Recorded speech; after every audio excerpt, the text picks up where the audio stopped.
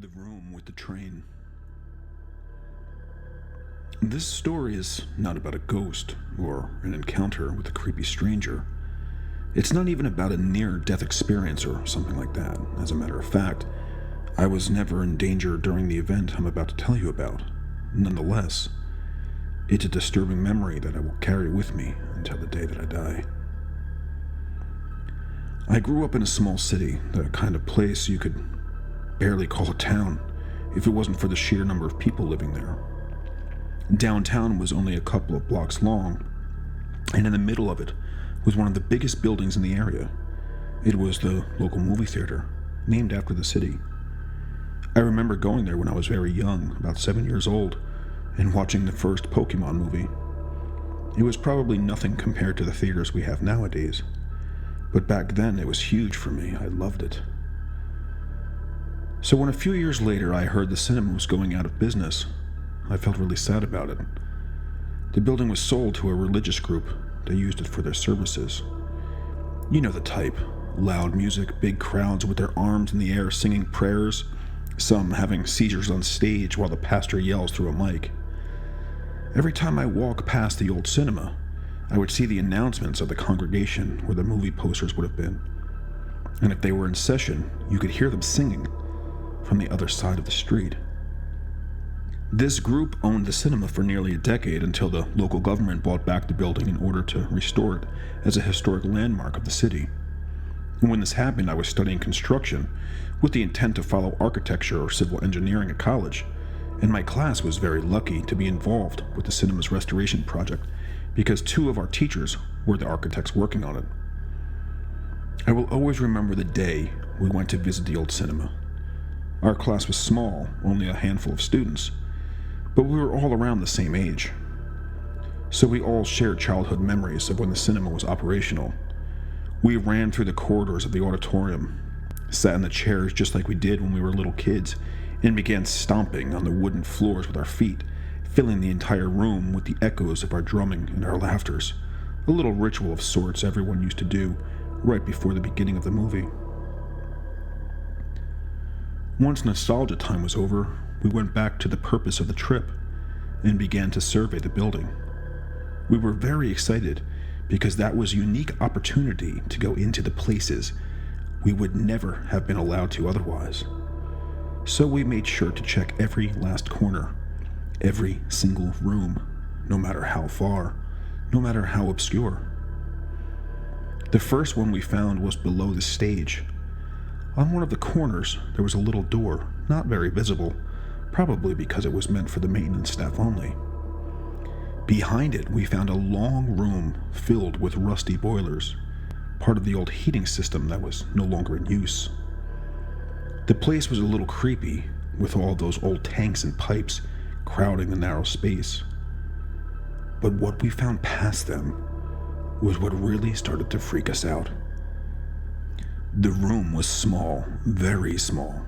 It was, after all, basically just leftover space from behind the boilers.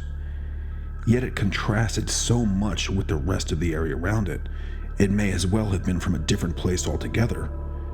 The walls were painted a light color, white I think, but I don't remember. Because what really got my attention were the drawings in them. There were rainbows, a smiling sun, trees and flowers, and happy little people with smiles on their faces of dotted eyes. It was a daycare. The whole class and teacher gathered to see the discovery. We were all very confused about the strange placing of this room. Okay, we could understand the need for a place to keep the kids that were too little to be amongst the crowd during prayers, or maybe the ones of the people who worked there, but the placing was just odd. The stage was probably one of the loudest places in the auditorium during the services, and this was right below it. So there's no way it could be a quiet place for children, right? We left the boilers room and continued our tour through the theater, a little puzzled about our finding, but not giving it too much thought. Outside of the auditorium, there were the bathrooms, both in terrible condition, the ticket sales booth, and a huge set of stairs that led to a mezzanine in the auditorium. Half of the seats there were totally ruined due to a water leak in the roof, and I cursed these people for not taking proper care of the building. With that part done, all that was left was the projection room on the 3rd floor. Behind the tickets booth, there was a door that led to a spiral staircase. I don't remember how tall it actually was, but it must have been over 10 meters of metallic steps without a resting spot. I wasn't exactly an athlete, but I could walk several kilometers with no problem, and rode on a bike to and from school almost every single day. Yet by the time I reached the top of the stairs, I was exhausted, and I wasn't the only one. All of my classmates complained about how hard it was to walk up there. After a short break to catch our breath, we moved on to explore the 3rd floor. It was roughly a narrow passageway with a couple of divisions to form different rooms, but it was more than enough for what it was made for. The first room from the stairs was a storage deposit, probably where they kept the movies and other equipment, and except for some trash, it was mostly empty.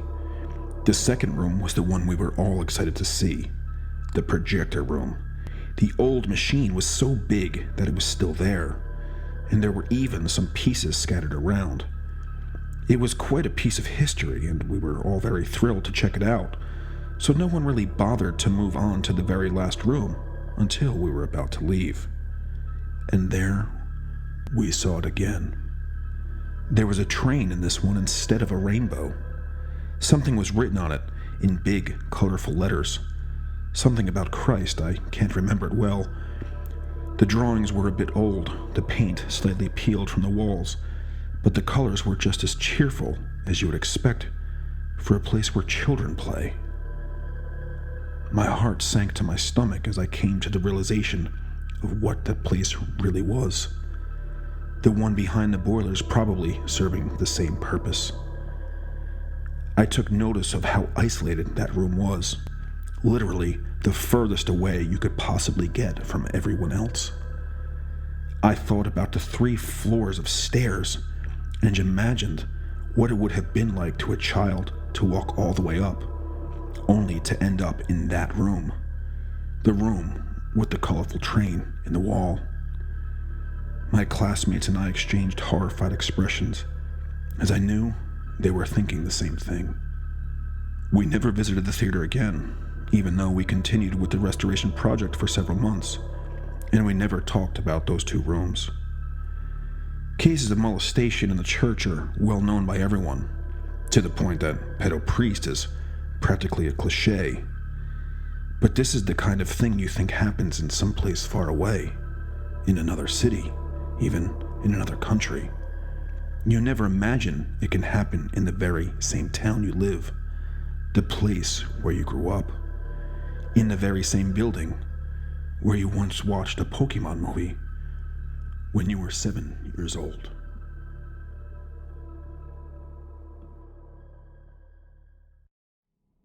The question was, what's the most terrifying experience you've had with ghosts?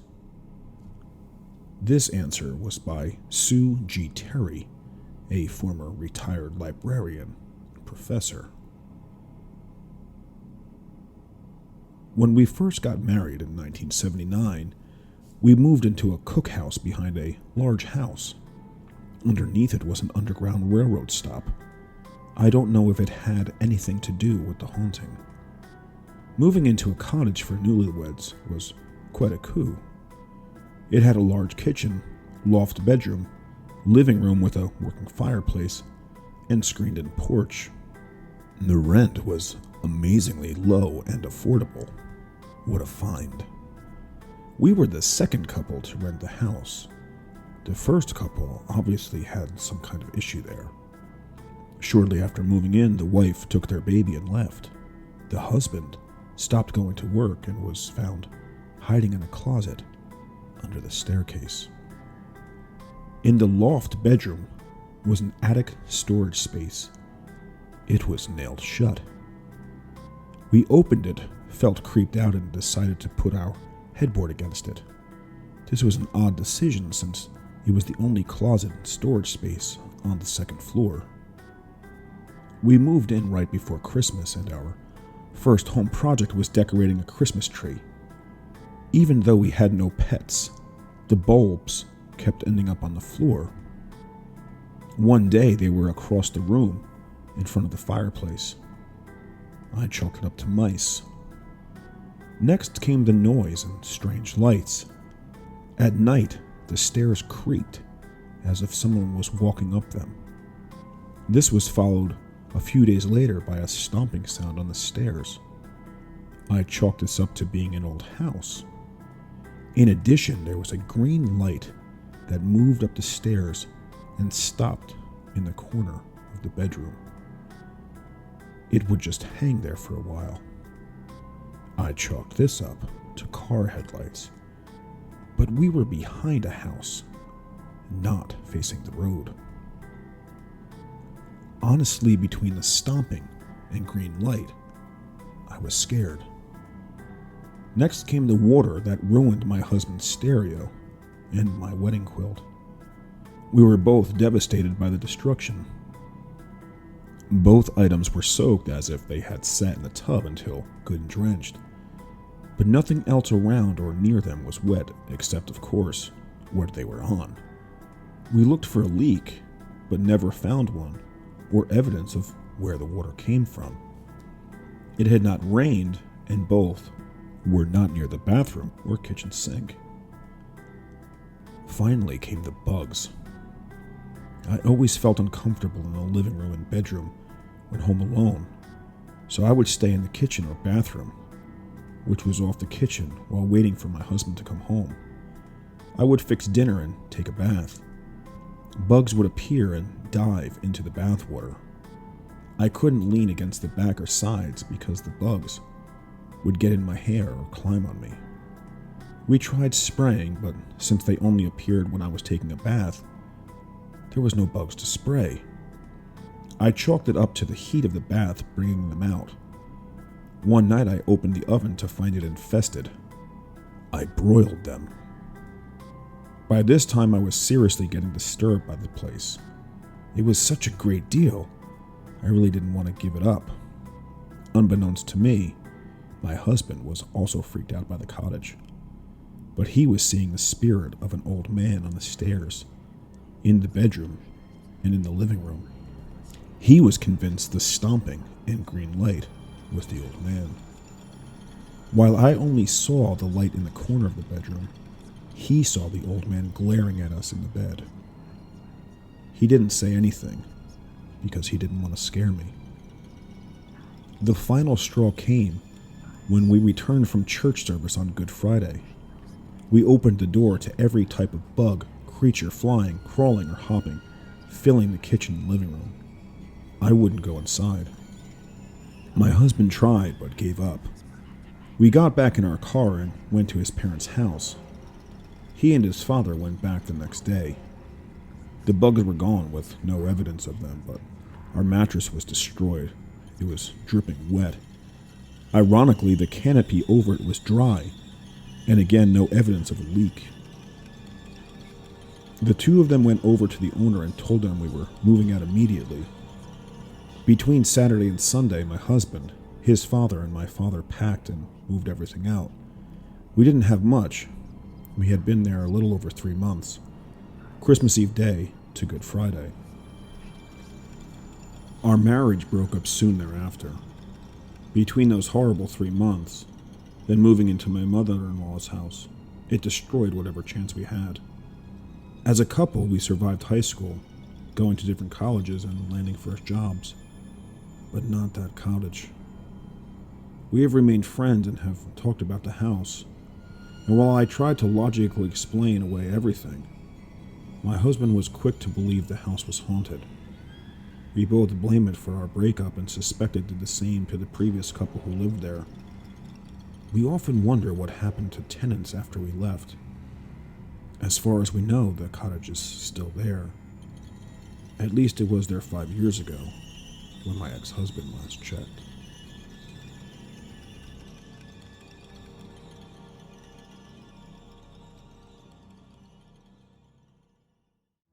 Today's story is a special one. I bit different than some of the other stories I've done on this channel.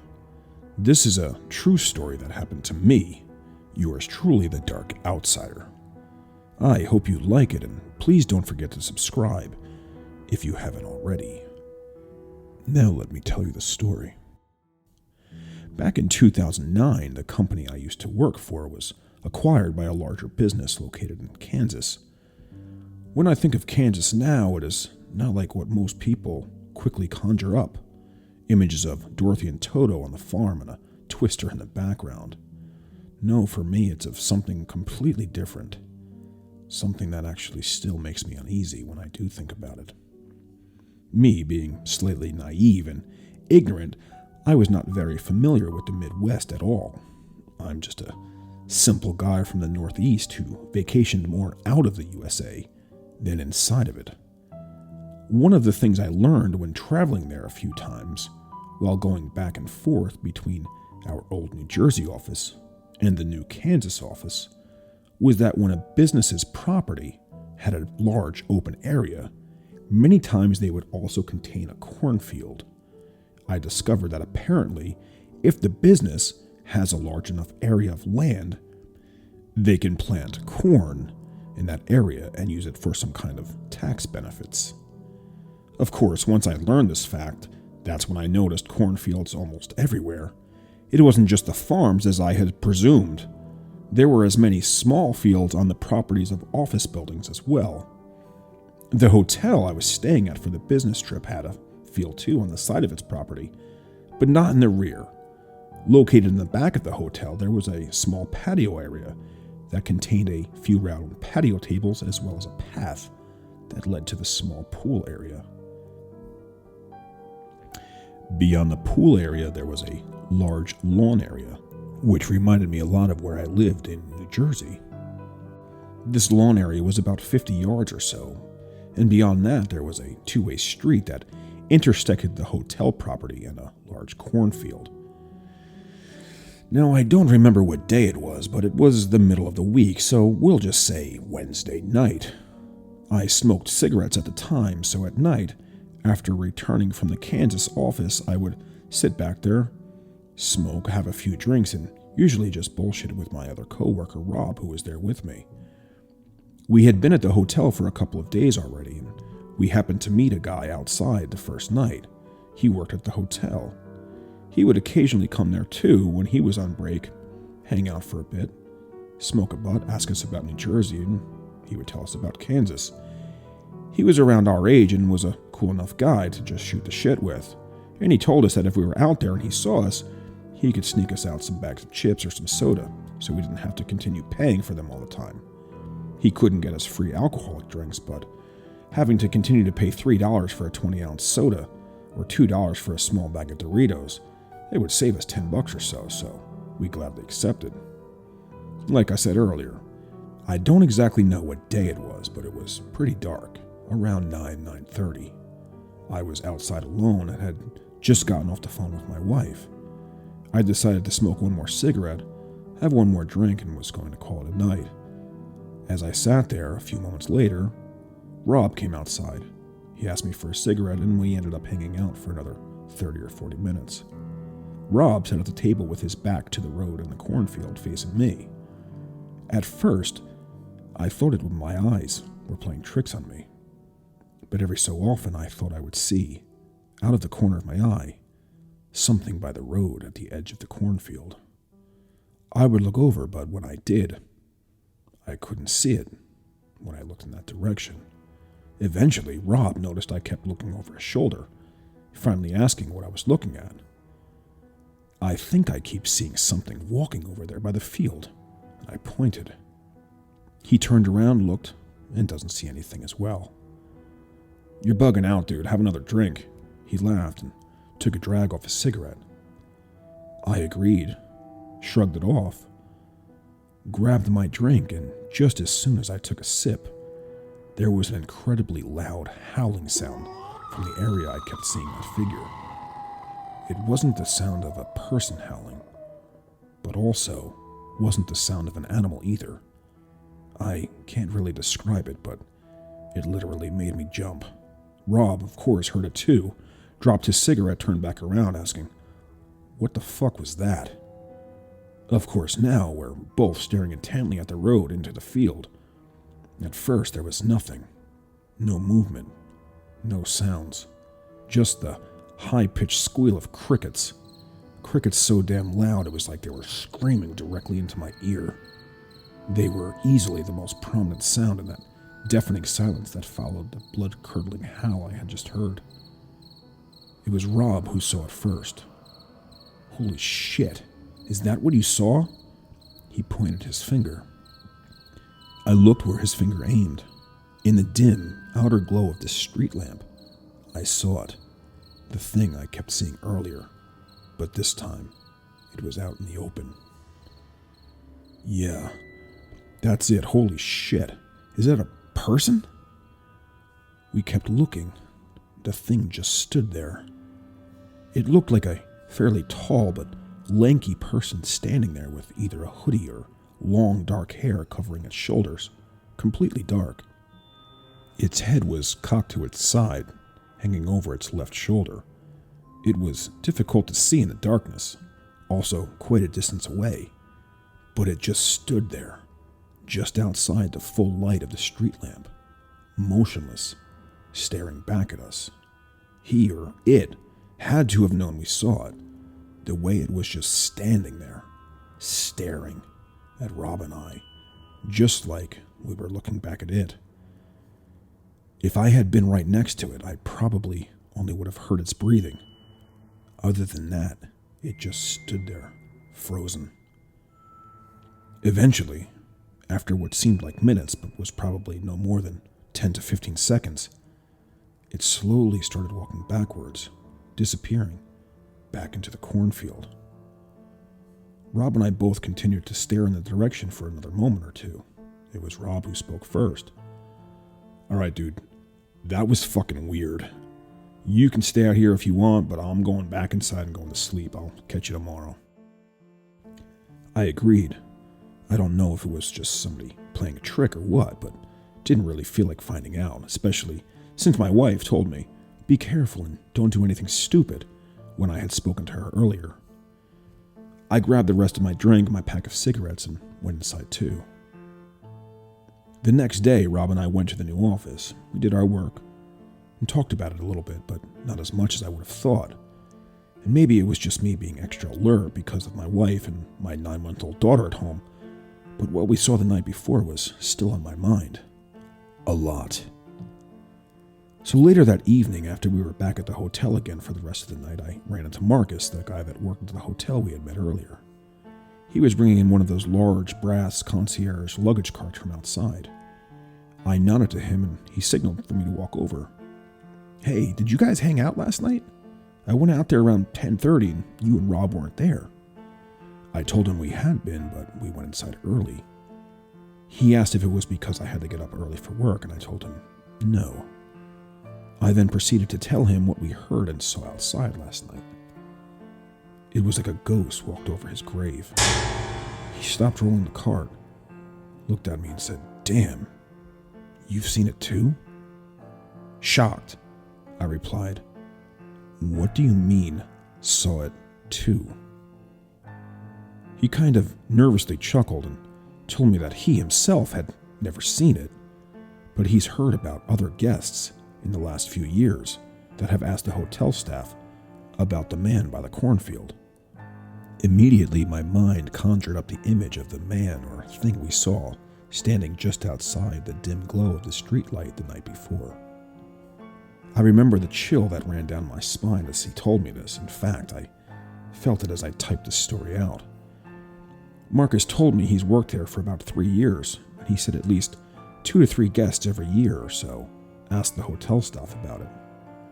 Then he told me his manager, I believe her name was Laura, she'd been working there for over 10 years, and she had heard about it too, from her old boss. Apparently, whatever or whoever it is, has been witnessed at the edge of that road, lurking by the cornfield for well over 10 years, if not more.